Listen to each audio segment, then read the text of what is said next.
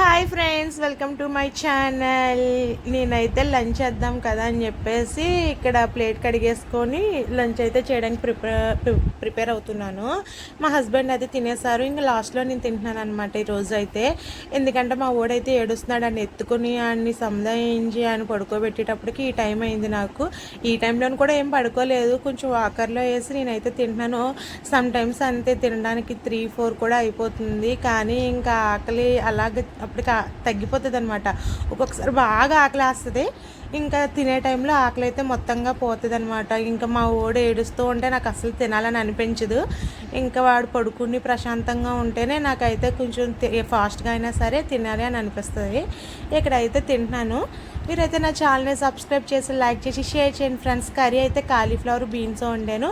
ఈ కర్రీ అంటే మా ఆయనకి అసలు ఇష్టం ఉండదు అనమాట. అప్పుడప్పుడు మన ఇష్టాలను కూడా గౌరవించుకోవాలి కదా, అందుకే వండేసాను. అంతే, ఇంక వీడియో బాయ్.